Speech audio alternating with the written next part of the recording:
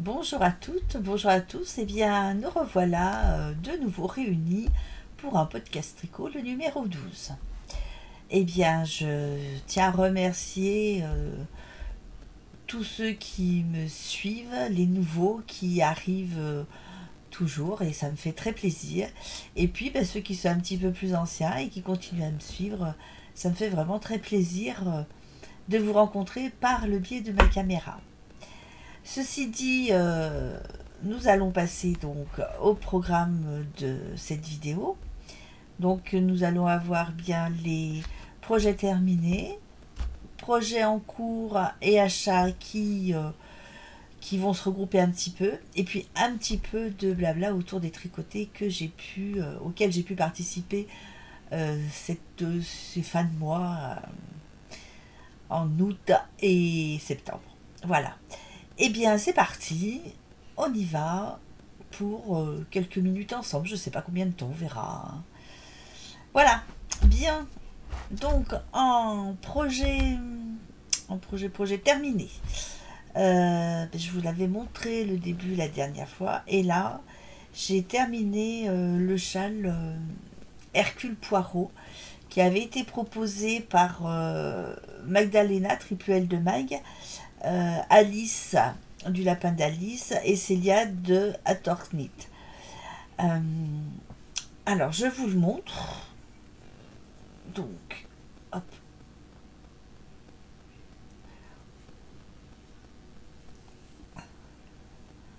Oups. Voilà. Donc, c'est un super chat. Alors, j'avoue que je l'ai très très souvent autour du cou parce que vraiment, il est super agréable. Et là, hop, si je me pousse un peu. Voilà, donc là, vous allez pouvoir voir la fin de la petite barrière qui est réussie, enfin, qui est réalisée là, la dentelle et le début du châle. Vraiment un plaisir à faire. Donc je vous parle des laines tout de suite. Je l'ai réalisé, alors je regarde mes notes pour pas vous dire de bêtises, avec de la sock yarn de Hedgehog Fibre, donc en coloris Silence, c'est le blanc, et, et le coloris c'est Storm, donc qui serait le plus foncé. Ah bah attendez, je l'ai là, hop, que je vous dise pas. Non, Stone, oh là là, je sais même plus me relire. Donc Stone et Silence, les coloris. C'est une laine qui est 90% mérinos et 10% nylon. Moi, je l'ai tricoté en aiguille 3,5. Oui, 3,5, c'est ça. Donc, c'est un châle super sympa à faire qui se commence par ici. Voilà, on le commence. Tac. Je vais toujours avoir les problèmes avec la caméra, comme d'habitude. Donc, tac, tac, voilà, là. Donc, il se commence ici, voilà. On commence par ce morceau-là, donc plutôt l'autre main, voilà. On commence par ce morceau-là, et puis on avance, on augmente petit à petit. La dentelle vient se greffer dessus. Non, je vous dis des bêtises, il se commence là. Non, mais je vous dis des bêtises aujourd'hui, alors il va falloir se réveiller. Voilà, il se commence ici. Donc on a cette partie là qui est un point texturé. Et puis il se continue, donc une fois que cette petite partie est faite, eh bien on fait le motif en dessous qui fait penser à des toits. Et vient ensuite la dentelle qui est super agréable et super facile à faire. Et puis en toute fin, on a cette petite partie de une petite dentelle aussi, un petit peu différente. Alors moi c'est un châle que très souvent, parce que je le porte très souvent en ce moment, que je porte comme ça, hop, parce que j'ai toujours froid au cou. Donc voilà, hop hop hop, je le mets. Alors bon, j'essaye de faire ressortir un petit peu les motifs, quoi, mais faut pas trop que je regarde ce que je fais à la caméra, sinon j'en ai pour 2 heures. Vous commencez à connaître mon amour pour la caméra. Voilà. Donc voilà, j'essaye de... Et c'est un châle qui est super agréable, qui est chaud, qui est léger. Vraiment, je suis très très contente de l'avoir fait parce que vraiment, là je vais l'enlever parce qu'il fait assez chaud, mais je suis super contente de l'avoir fait. Hop, là. Vraiment très très bien. Alors le châle Les Vacances de Hercule Poirot, qui avait fait suite au Cale Secret qui avait été lancé par les filles. C'est un patron qui est gratuit et que vous pouvez retrouver sur Ravelry. Un très beau châle. Voilà pour ce qui est des projets finis. Et ben, je n'en ai qu'un. Parce que j'ai plein de choses, je vais vous expliquer tout ça. Donc, voilà pour ce qui est de ce châle. Ensuite, alors, on va passer directement à ce qu'il y a. Ah oui, si, je voulais simplement vous dire que moi, il m'était resté, voilà, ce qui me reste des laines, c'est deux écheveaux que j'avais achetés chez Lanaé cet été. Et voilà ce qui me reste. Donc bah là, je vais pouvoir faire, je pense, une paire de chaussettes ou ouais, je vais voir avec les pointes et les talons de couleurs différentes, ça pourrait être sympa. Donc je pense que j'en aurai assez pour faire des petites chaussettes pour avoir chaud aux petits pieds. Ensuite, alors sur mes aiguilles, bah, on passe vite hein, aujourd'hui de l'un à l'autre là, ça rigole pas. Hein. Alors sur mes aiguilles, je participe au test de Cordélia, de Béatrice Cordélia Vore, qui demandait des testeurs et des testeuses pour tester son cache-cœur. Donc qu'elle met ensuite, enfin vous commencez à connaître maintenant Cordélia, je pense, qui fait des basiques et qui les met à disposition gratuitement sur Ravelry. Alors voilà. Donc là, moi, c'était une laine. Alors, c'est pas une laine. C'est un 100% acrylique que j'avais acheté il y a déjà quelques temps. Et donc voilà. Je l'ai commencé il y a. Je sais plus, ça doit faire. Quand je suis revenue d'Espagne, ça devait être aux alentours du 22, 24, quelque chose comme ça, septembre. Voilà, donc là, hop. Voilà, bon, il est un peu sur mes aiguilles, donc on voit pas grand chose sur le bas. On voit simplement le... Hop. Ah. Voilà. Donc là où il va se croiser après, enfin où il se croise déjà, ça vaudrait mieux. Voilà, avec un raglan, une bordure tout au point mousse qui se fait en même temps. Donc c'est un jersey. Moi j'ai fait aucun point parce que bon c'est vrai que quand je fais un test, j'aime bien tester le modèle sans faire de point tout de suite. J'en referai peut-être un autre plus tard avec un peu plus de fantaisie on va dire. Et donc ce cache-cœur se commence par la bordure. Alors j'ai trouvé ça assez marrant au début, j'avais un peu de mal à visualiser. Et puis finalement, quand on le fait en même temps qu'on lit les explications, bah, c'est tout simple. Hein. Donc on fait une grande bordure d'abord. Et puis après, on vient reprendre sur la bordure les mailles. Voilà, là c'est la bordure. Et puis après on vient reprendre les mailles du côté de la bordure pour faire la suite, la suite du cache-cœur. Hein. On continue par les devants. On fait d'abord le dos. Je vous tourne ça dans tous les sens. Donc on fait d'abord cette bordure. On commence le dos et on rajoute après sur les côtés là on rajoute des mailles, enfin un peu plus loin. Et puis on crée le raglan de chaque côté. Mais assez simple, hein, franchement, vous voyez. Elle va jusque là, la bordure au départ. Voilà. Jusqu'ici. Et puis, on tricote sa bordure dans ce sens-là, clac, clac, clac. Et après, on reprend les mailles, on relève les mailles sur les côtés. Là, on relève les mailles, les 4 mailles ou 3 mailles qui sont sur le côté. Et on continue sa bordure tout en faisant le côté.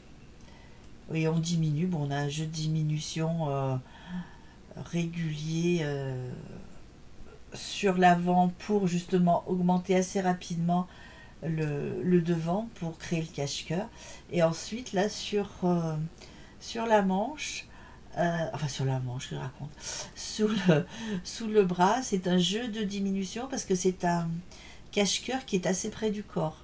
Donc il y a un jeu de diminution et qui maintenant va réaugmenter donc après la taille.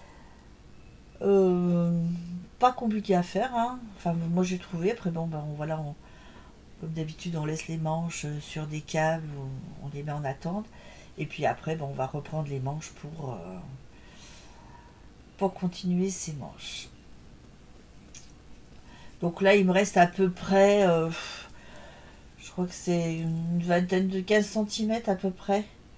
Ouais, parce que moi je le veux pas court, donc je vais le faire peut-être un petit peu plus long que ce que Cordélia préconise. Parce que moi j'aime bien comme ça, quand ça descend bien sur les hanches quand même. Donc voilà. Je l'ai fait, alors il y a deux versions. Une version avec un boutonnage, donc le côté droit, voilà. Moi je l'ai réalisé, elle est par là, voilà. Avec une boutonnière sur le côté droit. Moi je l'ai réalisé avec un bouton. On peut le réaliser avec une petite ceinture qui sera faite soit en high cord, soit en point mousse. Enfin, Béatrice nous donne plusieurs solutions suivant ce qu'on préfère. Donc je trouve très sympa ce petit cache-cœur. Bon, à voir après. Là je l'ai essayé et bon là je ne veux pas le réessayer parce que comme j'ai enlevé mon grand câble, parce que quand je veux l'essayer évidemment je rajoute un câble, là je ne l'ai pas remis donc je ne vais pas l'essayer maintenant, j'aurais peur de faire sauter les mailles, mais voilà, autrement j'ai mis mes petits marqueurs parce que comme des fois je suis un petit peu tête en l'air, après j'oublie de faire ma bordure donc au point mousse, donc voilà. C'est moi ça. Bref, voilà pour ce qui est du cache-cœur de Cordélia. Donc celui-ci, voilà, oui, je l'ai commencé là, ça devait être le 24, je crois. Ouais, ça doit être ça.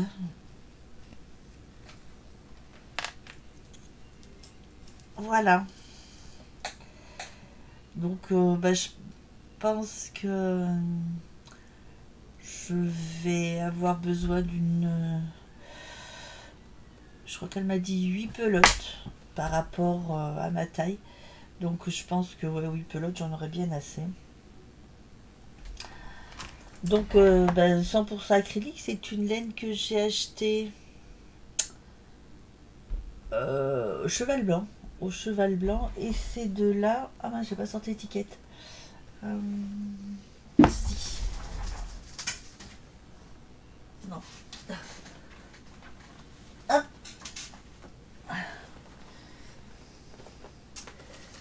C'est de là... Voilà. Hé.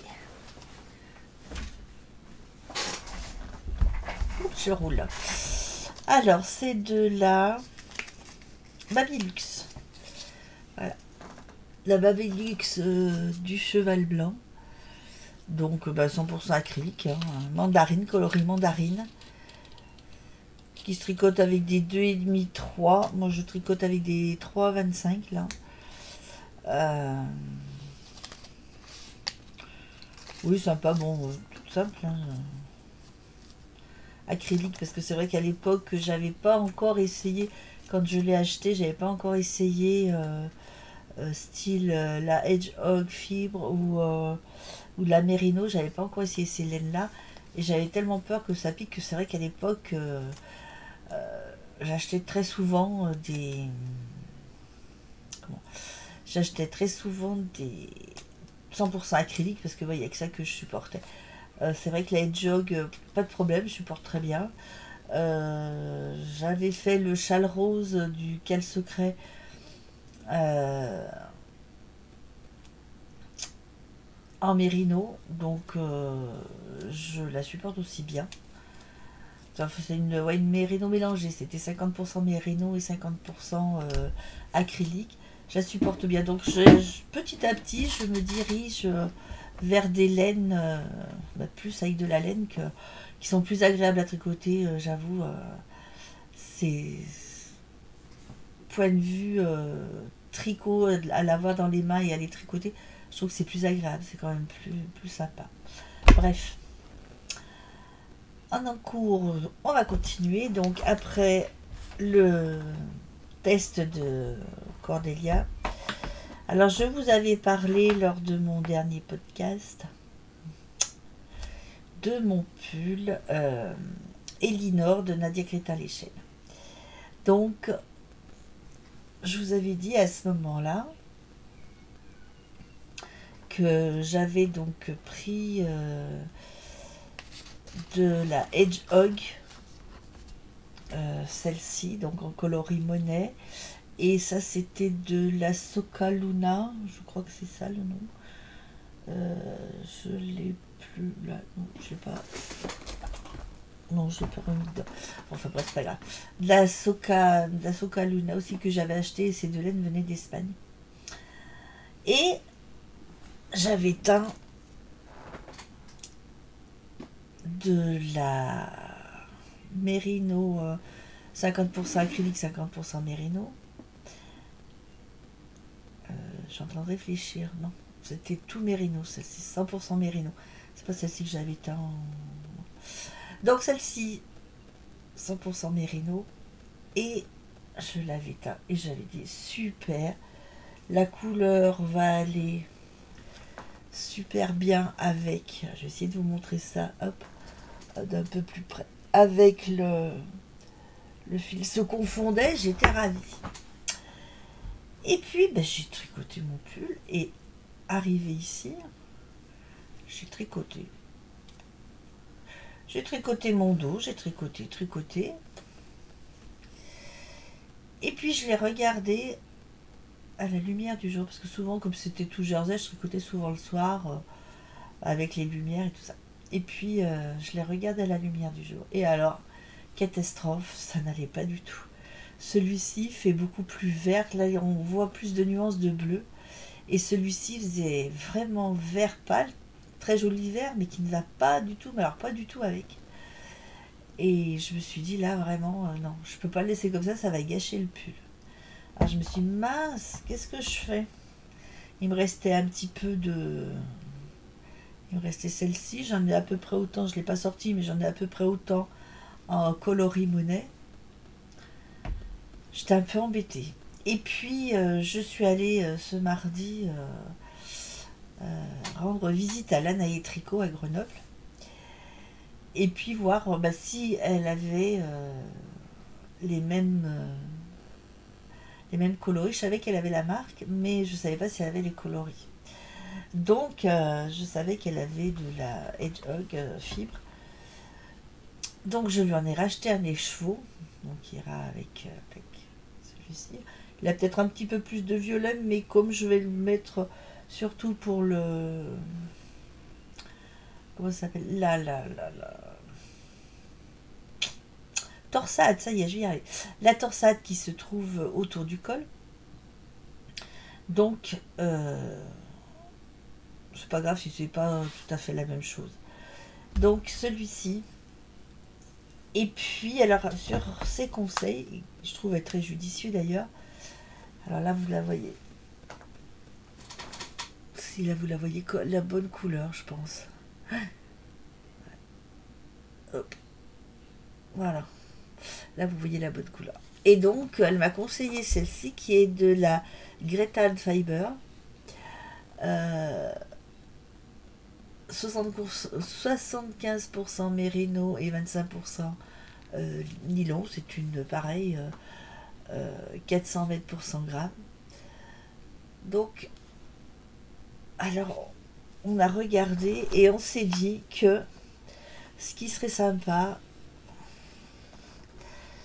ce serait de la mettre, voilà, comme celle-ci entre ces deux. Parce que après,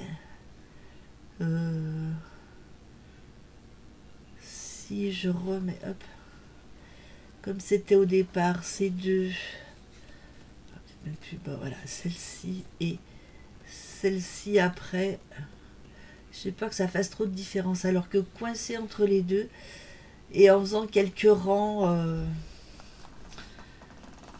d'un écheveau et de l'autre, avec ces deux là, celle-ci et celle-ci, ça devrait le faire.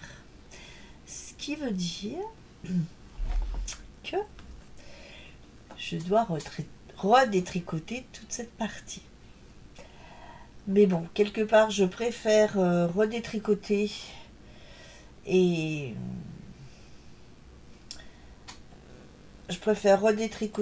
et puis refaire dans le bon sens que de laisser comme ça puis qu'après ça fasse moche. Ce que je vais peut-être faire même, je vais peut-être faire un petit échantillon en faisant les 3 couleurs, un petit morceau des 3 couleurs. Ouais, ça ce serait peut-être pas bête. Voir dans quel sens je les mets, si vraiment elles vont bien dans ce sens-là, ou dans ce qu'on avait vu avec Anna de Lana et Tricot, hop. Ou s'il vaut mieux changer. Mais je pense que ça serait pas mal. Je vais les mets plus près, peut-être pour mieux voir les couleurs. Hop là, tout tombe. Ouais, ça serait peut-être pas mal comme ça. Donc ben, je vais faire cet essai, je vais voir. Je me penche. Hop, voilà. Donc voilà. Alors je l'avais fait, j'avais fait tout mon dos. Et ben voilà. Donc c'est dommage. Mais bon, faire et défaire, c'est toujours travailler, donc voilà. Hein. Non, mais ça me dérange pas trop. Encore bon, quand c'est, je préfère redéfaire que d'avoir un pull que je mettrai pas parce que les couleurs s'assortissent pas, ou voilà quoi. Donc pour cette fois, ben, ça va être comme ça. Donc une petite partie d'achat donc de chez Lanai. Et puis pour passer plus franchement dans la partie achat, j'ai voulu faire des essais et j'ai vu sur un site chinois qu'il faisait des laines. Alors, hop, ceci. Donc j'ai acheté, alors ça a mis 3 semaines je crois pour arriver au moins. Hein. 3 bonnes semaines pour arriver. Et donc j'ai trouvé cette laine. Alors, la marque, je sais pas si je l'ai retrouvée. Non, j'ai pas retrouvé de nom en français parce que évidemment, alors, je vais essayer de vous montrer à la caméra. Voilà. C'est du chinois. Hein. On peut pas dire autrement parce qu'il n'y a aucune écriture française. Donc il y a une écriture française sur le site, ce qui m'a permis quand même de choisir. Donc celle-ci, c'est une laine, alors elle est fine. Voilà, je vous la montre. Elle est assez fine. Elle se tricote avec du 2,25 ou 2,50. Enfin 2,25 ou 2,5.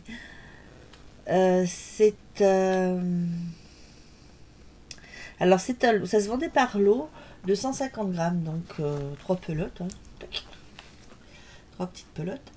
Donc les 350 grammes. Est-ce qu'il y a le métrage? Je sais même pas s'il y a le métrage. Tu on voit rien. Non, non. Non, il n'y a même pas le métrage. Donc il faudrait alors j'ai vu, enfin on m'avait dit comment faire, faut que je retrouve. Comment faire, je sais que c'est expliqué sur ou Ravelry ou YouTube. Il faudra que je retrouve pour savoir combien il y a de mètres. Je regarderai ça. Je vous dirai la prochaine fois. Donc ça c'est une laine et cachemire. Alors bon, apparemment ça paraît très doux. Hein. Je verrai une fois tricotée, une fois fait, mais elle paraît si douce. Il y a la lumière, elle se pénile cette lumière. La fenêtre sur le côté, c'est pas évident. Oui, je monte pas ma main, je me suis blessée.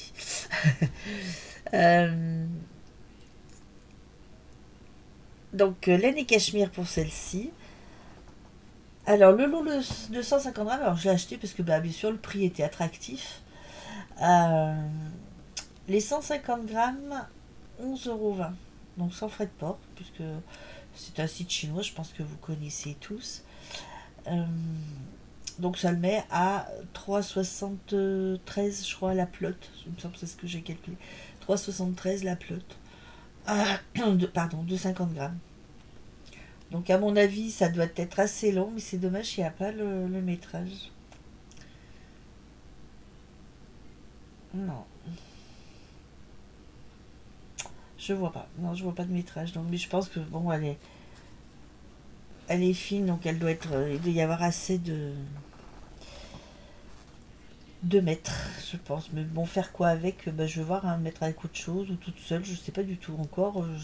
J'ai vraiment acheté pour parce que j'étais curieuse de voir la qualité de ce que ça pouvait être. Et j'ai pris aussi celle-ci. Alors celle-ci est un peu française, enfin elle parle, l'étiquette parle un peu français, on va dire, de la Baby Soft Wool Yarn. Voilà. C'est une 80% cachemire, 10% coton et 10% soie. Donc c'est 100 mètres pour 50 grammes. Vous préconisez avec des aiguilles 2 jusqu'à 3,5. Le coloris c'est vert d'eau. Et là c'est un lot de 10 pelotes. Donc les 10 pelotes, je vous donne le prix, ça peut vous donner une idée, 16,26 par lot de 10. Il n'y a pas de frais de port. Donc 1,64 la pelote. Je risque pas grand chose. Si ce n'est de tricoter et qu'après il n'y ait pas de tenue, je sais pas du tout ce qu'elles peuvent donner. Alors celle-ci est brillante, c'est vrai qu'elle est... Non, la caméra est de ce côté, voilà. Oh, le chien.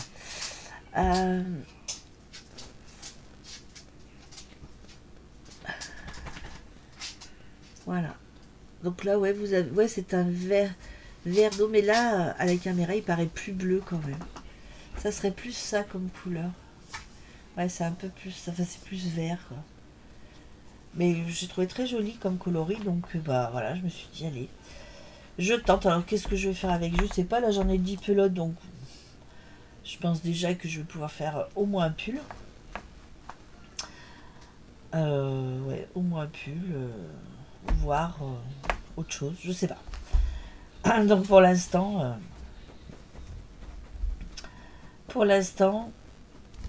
c'est tout ce que j'ai acheté. Donc bon, bah, j'avais du stock, bien sûr, hein. Ça manquait pas, mais voilà, j'ai dit bon, je suis incorrigible. Et puis, alors, en cadeau, alors attendez, hop, je retrouve, parce que bien sûr, j'ai pas tout sorti. Hop.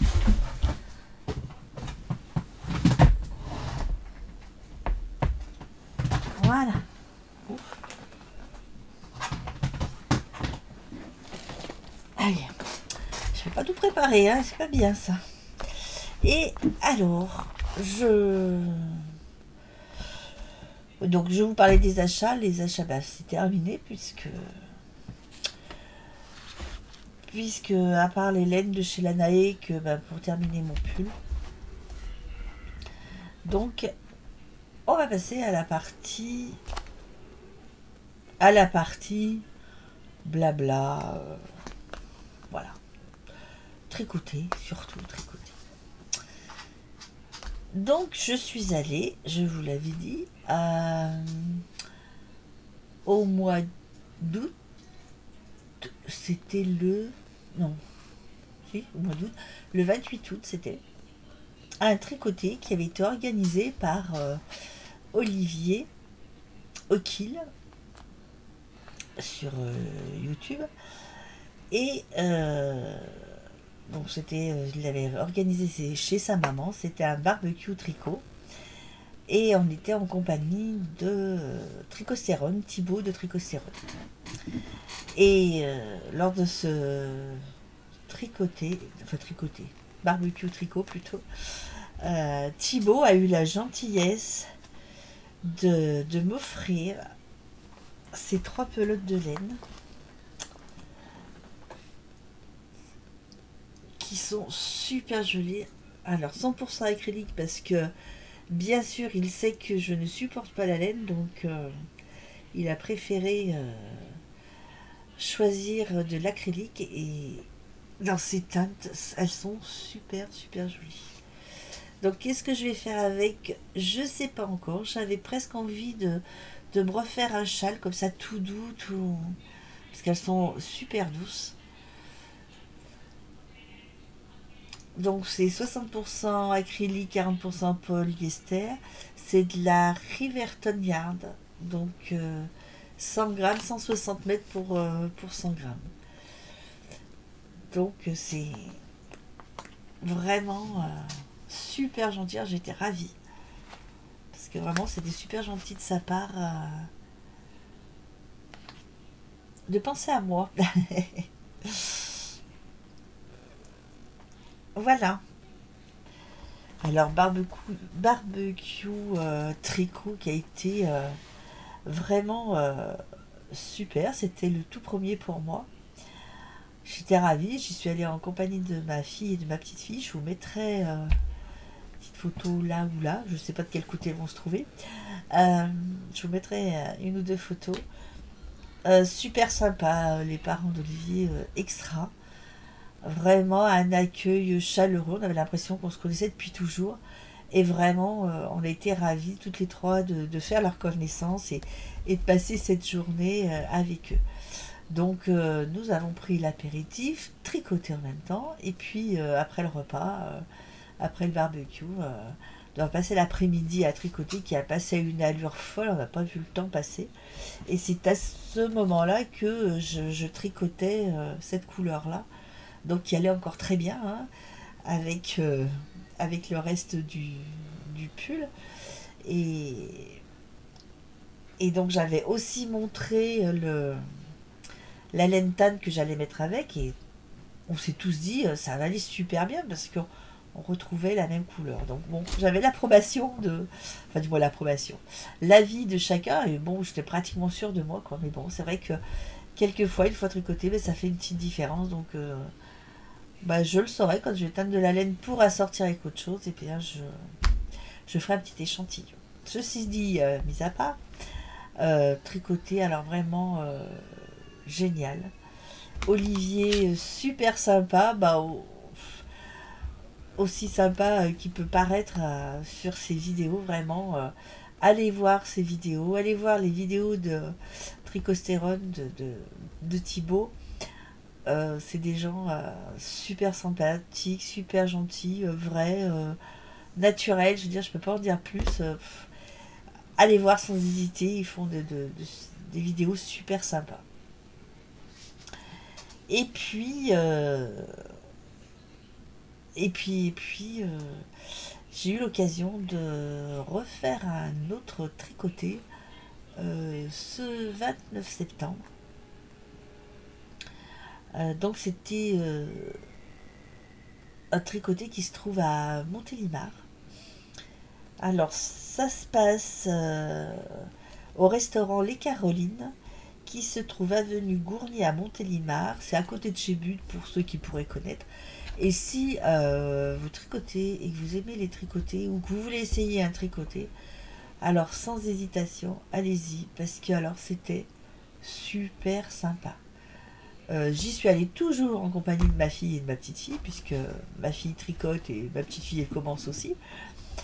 Donc on y est allés toutes les trois. C'était un samedi, le samedi matin. Donc c'est un tricoté qui est tous les samedis.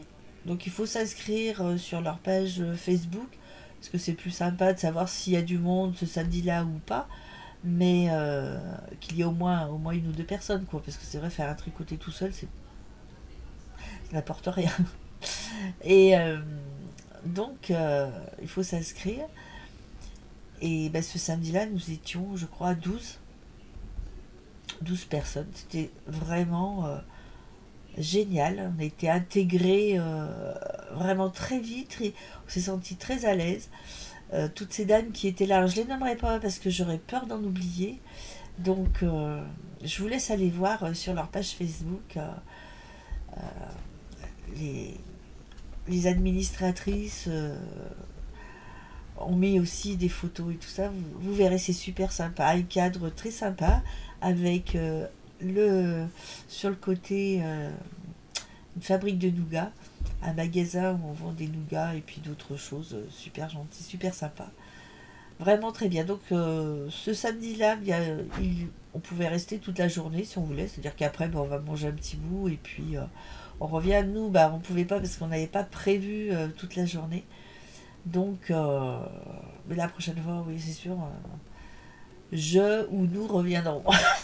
Pardon, excusez-moi. Je ou nous reviendrons pour la journée complète parce que c'était vraiment trop sympa, trop sympa. Merci les filles, hein. Merci Olivier de m'avoir fait connaître le tricoté. Et puis merci les filles de Montélimar pour nous avoir accueillis comme vous l'avez fait. Et vraiment, vraiment c'était très sympa. Donc n'hésitez pas. Je pense que je vais en refaire. À ce propos, il y a le Tricot Sud qui va se passer le 8 décembre, le samedi 8 décembre. Qui est organisé par Laure des Filles du Vendredi, qui se fera sur Valence. Donc, je sais qu'il faut s'inscrire, donc n'hésitez pas à vous inscrire. Je pense que ça va être très sympa aussi. Il va y avoir l'Anaé Tricot, le chat qui tricote et d'autres exposants, mais je ne pourrais pas vous dire les noms parce que là je ne les ai pas en tête. J'ai pas noté, donc allez voir, c'est spécifié sur les pages du Tricoté Montélimar et sur Ravelry aussi, vous pouvez trouver pour vous inscrire sur Ravelry. Voilà, donc ceci dit, eh bien, je suis ravie des tricotés, je pense que je vais en faire d'autres. J'ai rencontré donc à Montélimar Marilou 73, Mlou 73, je crois que c'est son pseudo. On va essayer de se rencontrer pour essayer d'en créer un dans notre coin là, parce que c'est vrai entre Drôme, Ardèche, entre Lyon, Valence, il n'y a pas grand chose. Donc on va essayer de voir si à notre niveau on peut créer quelque chose. Ça serait super sympa, un petit peu moins loin de chez nous et puis que ça fasse pas trop loin des autres non plus, qu'on puisse échanger et aller ou chez les unes ou chez les autres, ça serait bien. Donc eh bien, ceci étant dit, je vais clore ce chapitre pour aujourd'hui. Je vous ai parlé de tout, je suis en train de réfléchir, de savoir si j'ai bien mon petit cahier où je note, mais savoir si je n'ai rien oublié. Non, j'ai rien oublié de vous dire.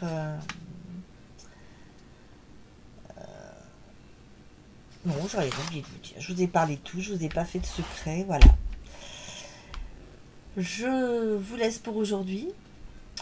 Je vous souhaite une bonne journée, tricotez bien. Et puis, à très bientôt pour un prochain podcast sur la couture cette fois-ci. À bientôt. Merci de m'avoir regardé. Et n'oubliez pas, si vous avez aimé, les petits pouces en haut. Bonne journée.